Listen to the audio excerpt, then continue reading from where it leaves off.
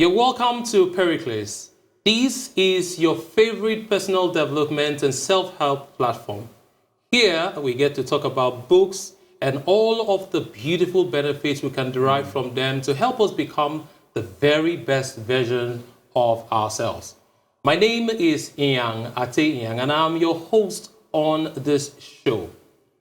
Now, everybody wants to be loved and everybody desires to give love back in return.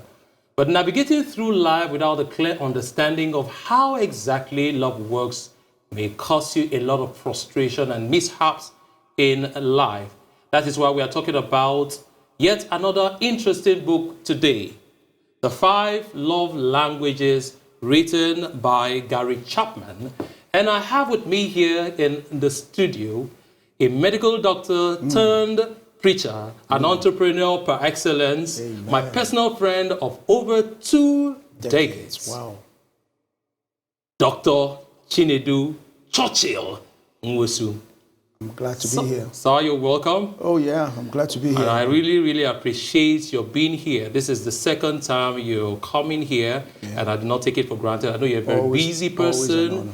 Thank you very much. Always an honor. Thank you very much. Yeah. Now, I came to church, and I heard you dissecting this book. The 5 Languages of Love. And I thought I needed to bring you here so you could share your thoughts with the viewers on this platform about this book. Okay. Why so much passion? Well, as a doctor, a marriage counselor, and a pastor, we are faced with challenges in marriages and relations, not just marriages, relationships generally. So I asked myself, what is the one book I can recommend for somebody to read that I think they can get at least a lot of things that will help them develop their relationships? And I thought of 5 Languages of Love. So I said, you know what? Let's just not make it a book club thing. Let's all talk about it, preach about it, and then talk to the couples and those in relationships about the 5 Languages of Love. And that's how come you see us have that book and discuss the book. Interesting. Now, without a book like this, we had successful marriages in the past. Yes. Our mothers, our grandmothers, our great-grandmothers. What is happening today? The rate of divorce is increasing. Well, I can't tell you for certain what exactly is happening, but I know that this book will help to reduce the rate of divorce because it's really increasing. In fact, it's not just increasing in so-called unbelievers now, but everybody, even in the church. So that's why a book like this becomes very important. Perhaps there's certain things that our parents knew that somehow has been lost in translation as we have evolved, that we need a book like this to remind us of the 5 love languages. Well, do you think mothers, our grandmothers, and our grandfathers, and our fathers were practicing certain things here, but they were not documented, perhaps? It's possible, but I honestly doubt that. Okay. But I think it's possible. There are other factors that perhaps is beyond the scope of what we're discussing today. So you feel this is particularly mindful of the peculiarity of this time? Of these times. And I think that the peculiarity of these times demands that we have a book like this to remind us of what is the most important things to look out for in relationships if we want the relationships to work and we want to reduce the tendencies of divorce and other broken homes. That's very important. Okay, so let's go to the book. What is this author trying to say? Okay, the 5 love languages by CHAPMAN. First of all, I want to encourage you to please, if you're listening, go and read the book.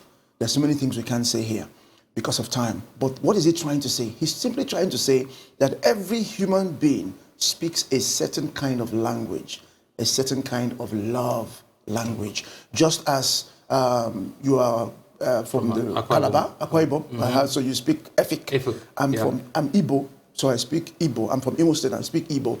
I have my peculiar language, so you have yours. In the same regard, every human being has one of these 5 languages that they speak, such that when you speak it to them, it communicates love to them. So that's what he's trying to say. So that your responsibility, if you're in any relationship, is to find out what your significant other considers as love and speak that language so that they feel loved in that relationship. Wow. Yeah. Okay, so we want us to go into all of the different love languages. Yes, So what are the love languages? So he breaks them down into 5 love languages, and it's interesting, and because I've really sat down to think about it, and I really can't think of anything outside these 5 love languages. Okay. Somehow they all fall into the 5 So it's quite languages. adequate. It's quite adequate. I think it's very adequate. It covers all the angles. First of all, the first love language is words of affirmation. We'll talk about that later. The second one is quality time. The next one is acts of service. The other one is giving of gifts, and the last one is physical touch. So there are 5 of them. And each individual expresses love in one of these 5 languages.